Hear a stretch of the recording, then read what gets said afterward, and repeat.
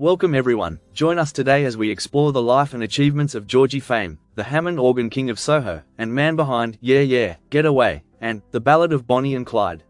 So let's dive in.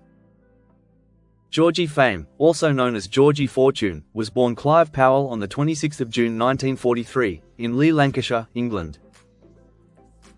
Born at 1 Cotton Street, in Leigh, Lancashire, in England's industrial northwest.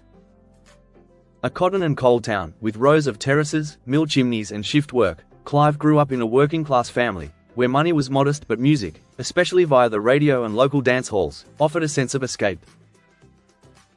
From around 7 years old he took piano lessons, and it became clear very quickly that this was more than a passing hobby. He attended Leigh Central County Secondary School, but his mind was increasingly split between classrooms and keyboards. At 15, he left school and went to work in a cotton weaving mill, doing his bit for the family income by day, while in the evenings he played piano with a local group, the Dominoes, at dances and local venues. His first big break came in a setting that sounds almost quaint today. As a teenager, Clive entered a singing contest at the Butlins holiday camp in Pwllheli, North Wales. His performance stood out enough that early British rock and roll bandleader Rory Blackwell offered him work. For a boy from Leigh, being hired as a singer and pianist at a holiday camp was a huge step up from the mill floor. It meant professional experience, regular audiences, and the first hint that music might be more than a sideline. Shortly afterwards, at just 16, Clive took the bold step of moving to London. Late 1950s London was a melting pot of skiffle, rock and roll, trad jazz, and emerging R&B.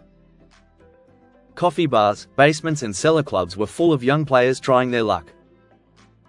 Into that scene walked a quiet lad from Lancashire with strong piano chops and sharp musical instincts. Once in London, Clive's path crossed with some powerful characters. On the recommendation of songwriter Lionel Bart, he was introduced to pop impresario Larry Parnes, the manager behind stars like Marty Wilde and Billy Fury. Parnes was famous for rebranding his artists with punchy, glamorous names. He'd already turned Ronald Wycherley into Billy Fury, now he insisted that Clive Powell needed something similarly marketable. Against Clive's wishes, he was rechristened Georgie Fame, and told bluntly that if he didn't use the name, he wouldn't get the job. Under that new name, Georgie spent the next year on the road, serving his apprenticeship on UK tours alongside Marty Wilde, Joe Brown, Dickie Pride, Gene Vincent and Eddie Cochran.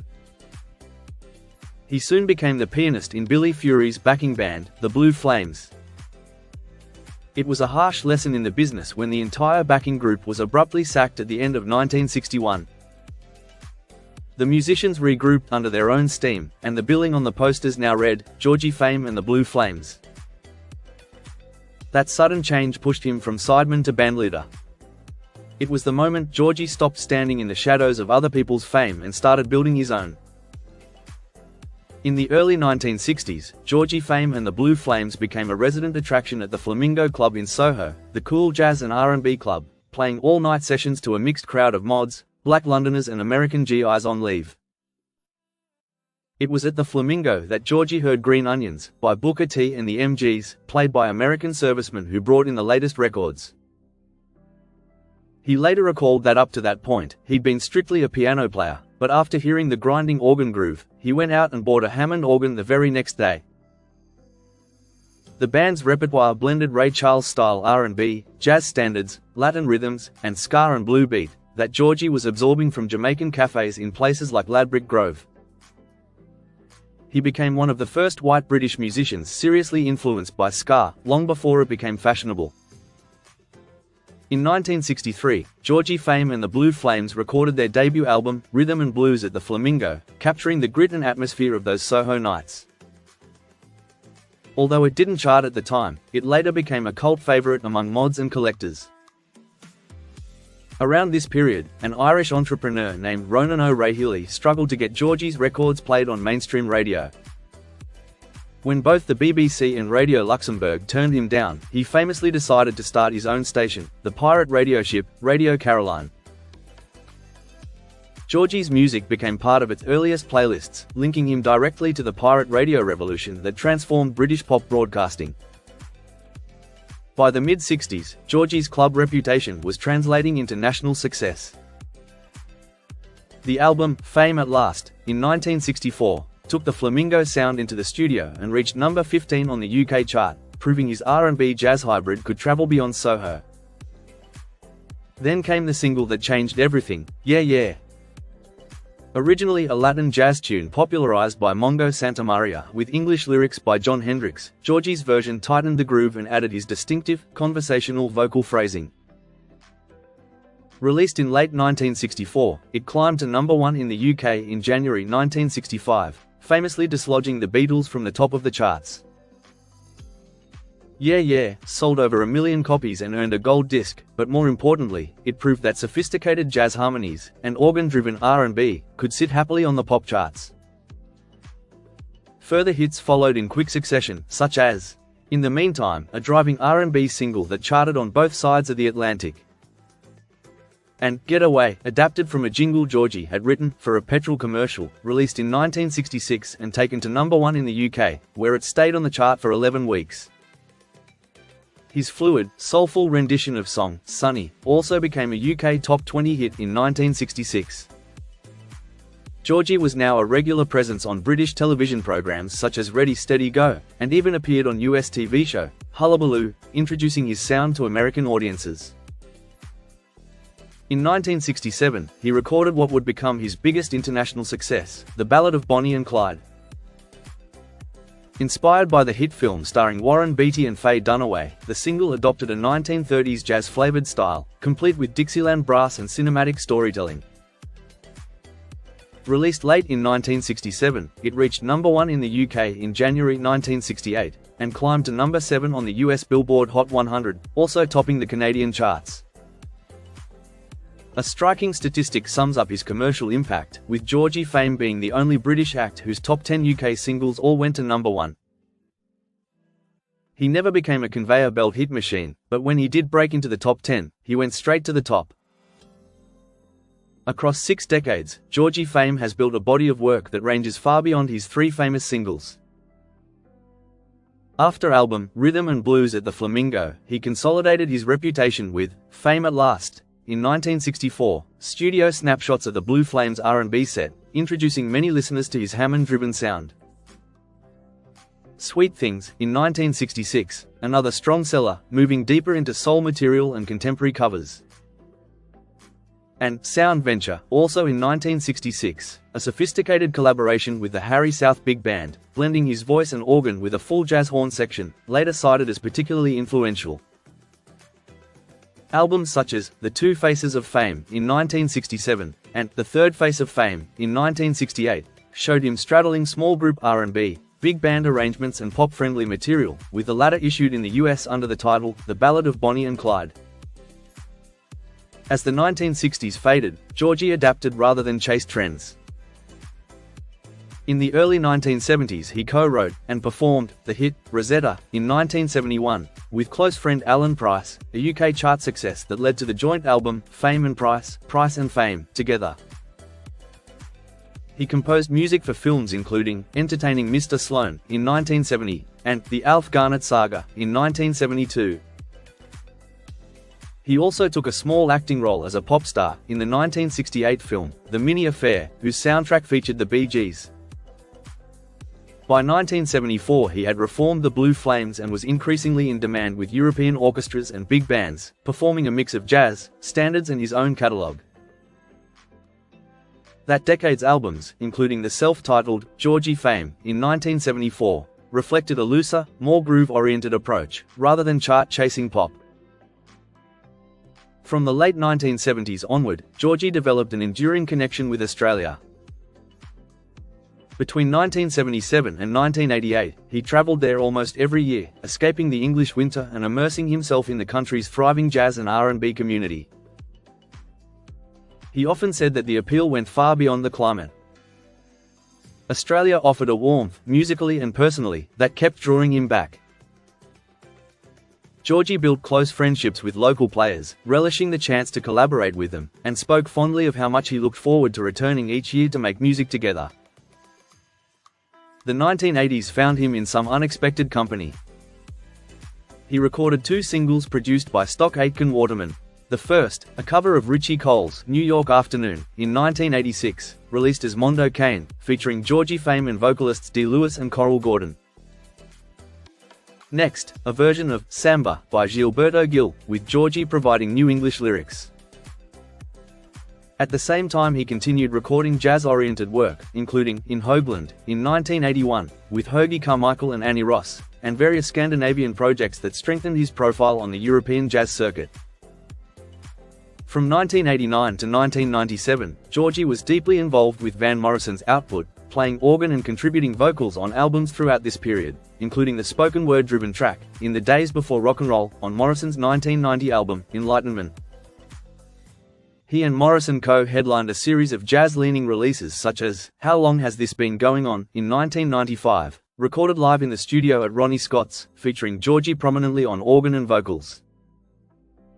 Tell Me Something, the Songs of Mose Allison, in 1996, a tribute project where Georgie's long-standing admiration for Mose Allison is front and center. Morrison later gave a nod to him as Mr. Clive in the song Don't Go to Nightclubs Anymore on the 2008 album Keep It Simple, a subtle salute to the man behind the Georgie Fame persona.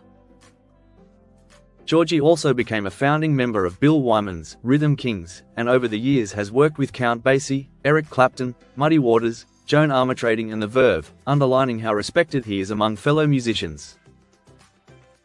He has been a regular headliner at Ronnie Scott's Jazz Club in London, recording live sets there, and maintaining his reputation as one of Britain's most stylish small club performers well into later life. In the 2000s and 2010s, key releases included Poet in New York, in 2000, setting the poetry of Federico Garcia Lorca to music. Tone Wheels Are Turnin', in 2009, celebrating the Hammond organ sound. And Swan Songs, in 2015, credited to Georgie Fame and the Last Blue Flames, presented as his final studio album, a summing up of his musical world that critics described as full of life and energy. Box sets such as The Whole World's Shaking, Complete Recordings 1963 to 1966, a 5-CD set released in 2015. And Survival, a career anthology 1963 to 2015, have helped to reintroduce his catalogue to new generations, and underline just how extensive his work has been.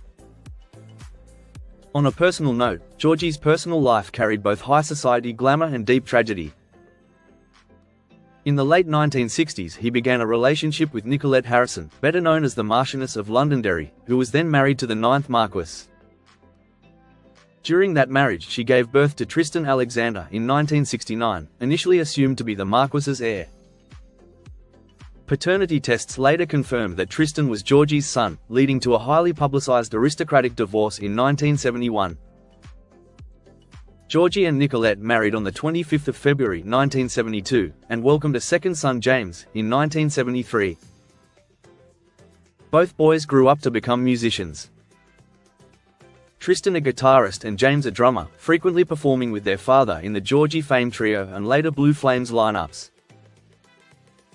Their marriage blended 2 contrasting worlds, with Nicolette's aristocratic background, and Georgie's jazz and R&B circuit. Tragically, on the 13th of August 1993, Nicolette died by taking her own life, after falling from the Clifton Suspension Bridge. She was 52 years old. Reports noted she left her car keys and a note with bystanders, and the inquest recorded that she had been struggling with empty nest despair as her children left home. Georgie spoke little publicly about the aftermath, but he raised his sons with great closeness and continued working while keeping his private grief largely out of the spotlight. He has also supported the Countryside Alliance, reflecting the rural world he came to know through Nicolette. Now in his early 80s, Georgie Fame stands as both a cult figure and a quiet national treasure.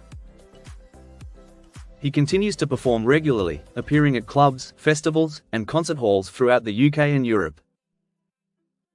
The Georgie Fame trio, featuring his sons James Powell on drums and Tristan Powell on guitar, has become a distinctive outlet for his lifelong blend of jazz, R&B, Latin, and ska. This family lineup has played together for over 2 decades, with both James and Tristan also active in his larger Blue Flames band and serving as album co-producers in recent years. Georgie retains a close relationship with Ronnie Scott's Jazz Club in London, appearing there for week-long sold-out residencies and special events, sometimes joined by celebrated musicians like Guy Barker. He has also featured at major festivals, including a historic performance at Glastonbury in 2009 that affirmed his enduring respect among music insiders and audiences. Recent retrospective releases, from his early Columbia sessions to more recent Swan Songs with The Last Blue Flames, continue to attract new generations of listeners. Georgie's influence resonates in artists who fuse jazz with accessible pop and soul. His classic "Yeh Yeh" remains a staple, even covered live by figures such as Diana Krall. Privately, Fame is known for keeping a modest profile off stage. When he does give interviews, he prefers discussing music inspirations, as well as charting his love for Jamaican rhythms, instead of dwelling on charts or controversies. His true legacy lies not merely in the hits, but in helping bring serious jazz and black American music into British pop, from the mod clubs of the 1960s to contemporary concert halls, establishing a bridge that continues to inspire musicians around the world. And there you have it. From Milltown beginnings to chart-topping hits, Georgie Fame remains one of British music's most beloved, soulful and enduring icons of all time. Thank you for watching. Don't forget to like and subscribe for more videos just like this. Take care and bye for now.